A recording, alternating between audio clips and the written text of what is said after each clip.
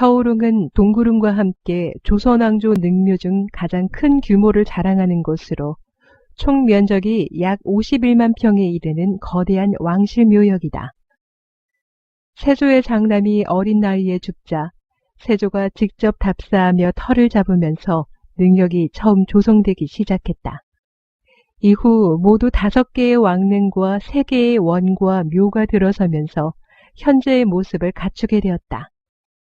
고양시에 자리하고 있는 서울흥은 비교적 도심에 위치해 있음에도 숲이 우거져 있어서 주변 주민들의 산책 코스로도 많이 이용된다. 아침 저녁으로 백성들의 걸음소리와 웃음소리를 듣는 왕들, 후손들의 행복한 모습을 바라보면서 선대의 왕들은 미소 짓고 있지 않을까. 조선시대에는 우측이 방위 중 가장 신성했고 상석이었다. 때문에 왕도 우측에 앉았고 고귀한 이의 무덤 역시 능역의 오른쪽에 조성하는 것이 일반적이었다. 그런 관념에 따라 서울흥의 가장 오른쪽 언덕에는 총 46년의 재위 기간 동안 많은 업적을 쌓은 숙종의 명릉이 위치해 있다. 숙종의 곁에는 인현왕후가 함께 잠들어 있고 뒤편에는 인원왕후의 능이 단능 형식으로 조성되어 있다.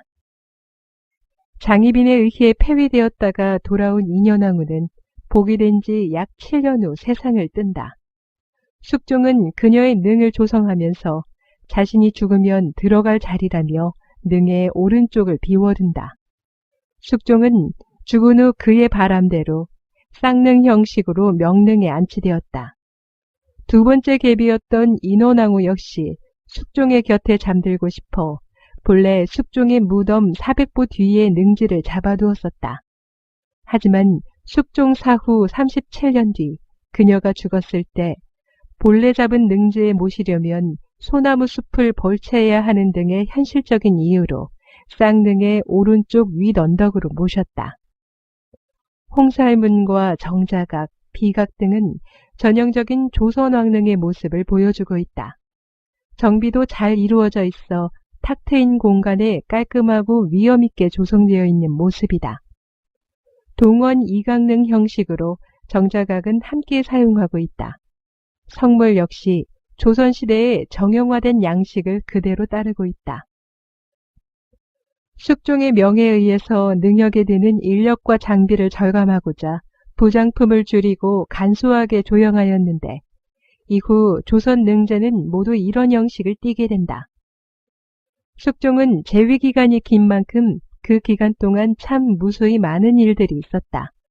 당쟁으로 인한 스트레스야 당시의 조선에서는 흔한 일이었기에 따로 언급하지 않는다고 하더라도 그와 관련된 장희빈과 왕후들의 이야기는 하지 않을 수 없다.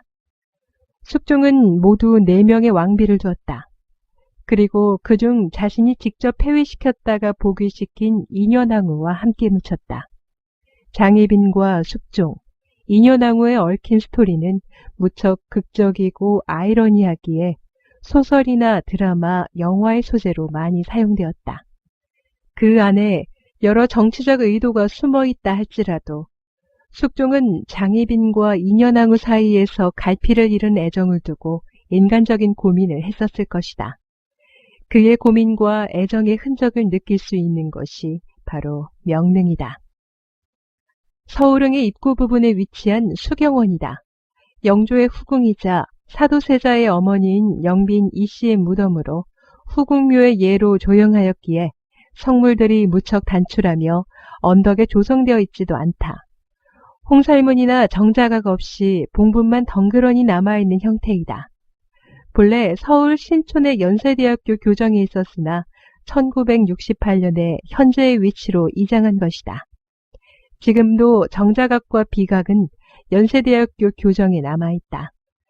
영빈 이씨는 아마 조선시대 어머니 중 가장 불행한 여인이었을 것이다. 아들과 남편 사이의 불화, 그리고 남편의 명으로 뒤주에 갇혀 죽어야 했던 아들. 너무 큰 슬픈 탓이었을까. 그녀는 아들이 죽은 2년 뒤 세상을 떠났다.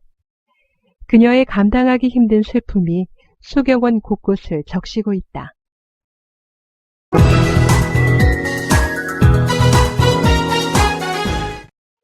숙종의 첫 번째 왕비인 인경왕후가 모셔져 있는 익릉이다. 경사진 언덕에 자리하고 있는데 무척 잘 정비되어 있어 깔끔함과 자애로움이 동시에 느껴지는 왕릉이다. 경사진 곳에 위치해 있기 때문에 참도 역시 계단 형식으로 조성되어 있는 점이 특징이다. 긴 계단 형식의 반듯한 참도가 홍살문에서 정자각까지 이어져 있다. 정자각 좌우에는 벽이 없는 익랑이 날개를 펼치고 있다. 일반적인 왕릉 정자각에서는 좀처럼 찾아보기 힘든 형태다. 경사진 언덕에 위치해 있는 데다가 월대 자체도 높게 조형되어 있어서 위압감이 드는 모습이다. 정자각 옆에는 비각이 세워져 있다. 비각 뒤편에는 본래 수장자의 업적이나 일생을 기록해 놓는 것이 일반적인데 인경왕후가 젊은 나이에 죽어서인지 비교적 짧게 기록되어 있다. 봉분 앞 성물들은 숙종 시기에 조성된 왕릉이 다 그렇듯 화려하지 않게 배치되어 있다. 병풍석은 생략한 채 난간석이 둘러져 있는데 12간지가 석조가 아닌 동자석의 글로 새겨져 있다는 점이 다른 왕릉과의 차이점이라고 할 수 있다. 인경왕후는 10살 때 세자빈으로 간택되어 궁궐로 들어온다.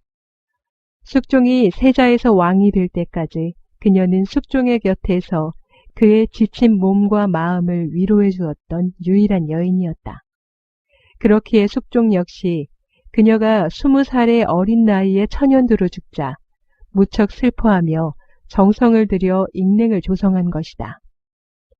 사시남정기의 저자인 김만중의 조카이기도 한 그녀의 죽음은 궁중에 큰 혼란을 가져왔다. 숙종은 물론이고 장차 궁궐의 중심이 되어야 할 그녀의 죽음으로 비어버린 왕비 자리를 차지하기 위한 치열한 여인들의 싸움이 시작된 것이다.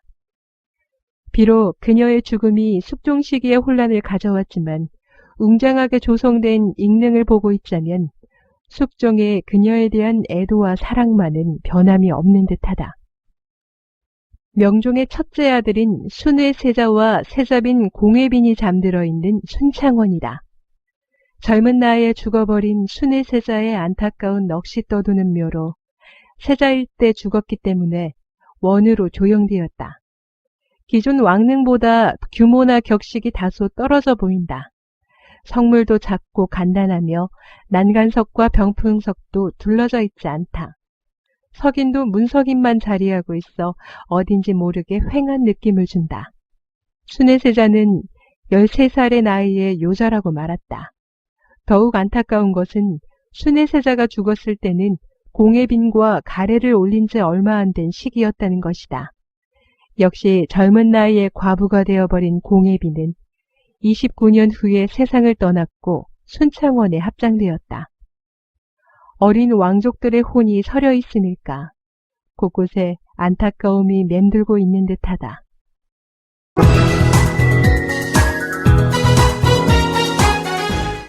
세조의 아들이자 성종의 아버지인 의경세자와 우리에게는 인수대비로 더욱 잘 알려져 있는 그의 아내 소의 왕후가 잠들어 있는 경릉이다. 세조가 계유정난으로 왕위에 오른 지 3년이 되던 해에 의경세자는 20세의 나이로 요절하고 만다. 이에 세조는 풍수지리설에 따라 길지로 추천된 현재의 위치에 안장하였다. 인수대비라고 불리는 소의 왕후는 세조 시절부터 연산군까지 무려 50여 년이라는 기나긴 세월을 왕실의 큰 어른으로 살았다. 1504년 죽어 의경세자의 곁에 묻힌 그녀는 성종의 어머니이기도 했지만 요절해버린 의경세자의 아내이기도 했다. 반백년이 지나 무덤에서 만난 부부, 애틋한 사연이 스며든 경릉이다. 부부의 무덤이지만 동원 이강릉 형식으로 되어 있다. 정자각을 사이에 두고 좌우에 각각 의경세자의 봉분과 소의 왕후의 봉분이 조성되어 있는데 깔끔하고 깨끗하게 정비가 잘 되어 있다. 조선시대에 죽은 사람들의 자리를 정할 때는 우측을 가장 상석이라고 여겼다. 그래서 보통은 왕이 오른쪽에 위치하고 왕비가 후궁들의 왼편에 자리하지만 경릉은 반대로 소해왕후의 능이 오른쪽에 위치해 있다. 이는 죽을 당시의 신분에 따른 것으로 의경세자는 비록 후에 덕종으로 추존되었지만 세자로 죽었고 소해왕후는 왕실의 가장 큰 어른인 대왕대비로 죽었기 때문에 이와 같은 형태를 띠게 된 것이다. 같은 이유로 의경세자의 봉분에는 난간석이나 망주석도 없고 석양과 석호도 한 쌍만 설치되어 있다. 세조가 간소한 장례 의례에 준해 사대석을 설치하지 말 것을 명했기 때문이라고 한다. 반면에 소해왕후의 능은 왕릉에 준할 만큼 격식과 위엄을 차린 모습이다. 서울릉의 가장 구석진 곳, 사람들의 발길과 시선이 닿기 힘든 곳에 자리한 대빈묘이다. 조선시대 가장 표독스럽고 야망에 넘쳤던 여인, 장희빈이 잠들어 있는 곳이다. 본래 장희빈의 묘는 경기도 광주에 있었으나 도로가 나고 도시가 발전하면서 묘소가 많이 훼손되었고 결국 지금의 자리로 이전하게 되었다. 이로써 서울릉에는 숙종과 왕비 4명의 무덤이 모두 자리하게 되었다.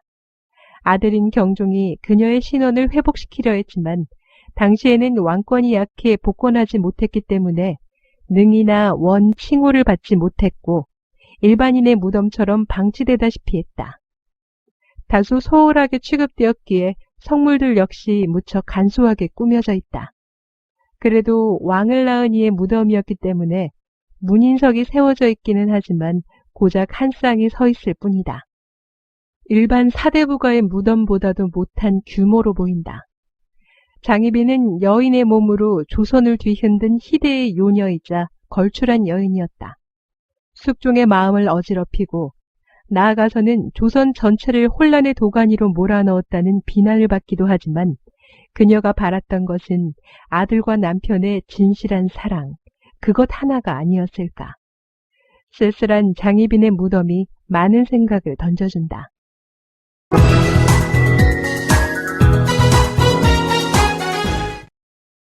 서울릉에서 가장 후대에 조선된 능이자 영조의 바람이 깃들어 있는 홍릉이다. 영조와 가장 오랜 시간 부부로 살았던 정성왕후 서씨가 잠들어 있는 곳이다. 영조 본인이 능을 조성하였는데 당시 자신의 자리까지 만들어 놓았을 정도로 정성을 쏟은 능이다. 하지만 영조 본인은 정조에 의해 서울릉과 정반대편에 위치한 동구릉에 묻히고 말았다. 영조가 자리까지만 만들어 놓고 들어서지 못했기 때문에 정성왕후의 오른쪽 봉부는 비어있는 상태다. 쌍릉 형식이지만 한쪽이 비어있어서인지 뭔가 허전한 느낌이 든다.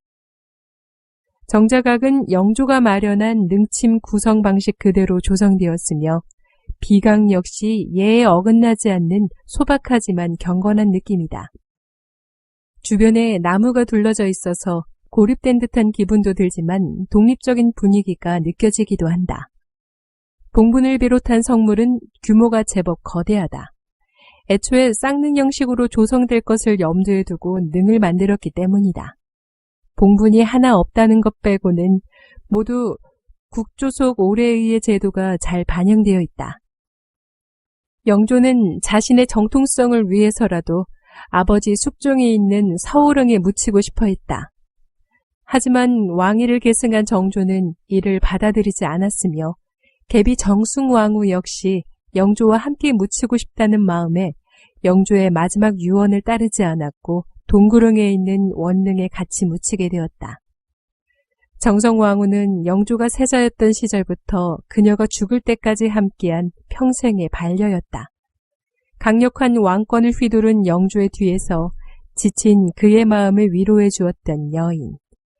그녀와 함께 묻히고자 한 영조의 바람은 끝내 부산되었지만 그녀에 대한 영조의 고마움과 사랑은 온전히 남아 오늘날까지 전해져 오고 있다. 서울릉에서 제일 안쪽에 위치해 있으면서 서울릉 영역 내에서 왕릉으로 조형된 최초의 능, 창릉이다. 13개월이라는 짧은 재위 기간을 가진 예종과 그의 계비 안순왕후 한씨가 모셔져 있다. 세조의 둘째 아들로 왕위에 오른 예종의 능이지만 세조의 유지에 따라 능 자체는 무척 간소하고 소박하게 조성되어 있다. 동원 이강능 형식으로 정자각을 중앙에 두고 왼쪽에 예종의 봉분이 있고 반대쪽에 안순왕후의 봉분이 자리하고 있다. 정자각과 홍쌀문, 참도는 전형적인 왕릉의 모습과 형식을 따르고 있다. 봉분에 병풍석을 세우지는 않았으나 주위에 난간석을 두르고 있으며 성물의 배치 역시 다른 왕릉과 큰 차이는 보이지 않는다. 다만 무른 석재를 사용한 탓인지 다른 왕릉과 비교했을 때 성물들의 상태가 그리 좋지는 못하다. 전체적으로 간소하여 화려하지 않다. 능력 자체도 그리 넓은 편은 아니기 때문에 멀리서 보면 한눈에 능력을 바라볼 수 있을 정도다. 그럼에도 조잡하거나 가벼워 보이지는 않고 왕릉 고유의 위엄을 느낄 수 있다. 예종은 형인 의경세자와 마찬가지로 20세의 나이에 세상을 떠났다. 실록에 세조의 병관우를 너무 열심히 한 탓에 병을 얻어 죽었다고 기록되어 있을 정도로 예종은 효성이 지극했다고 한다. 뜻을 채 펼치지도 못하고 죽어간 예종. 어쩌면 세조의 아들들이 모두 단명한 것은 그가 죽여버린 어린 조카, 단종의 원한이 가져온 비극은 아닐까. 이해하기 힘든 역사의 우연 앞에 가만히 고개를 숙여본다.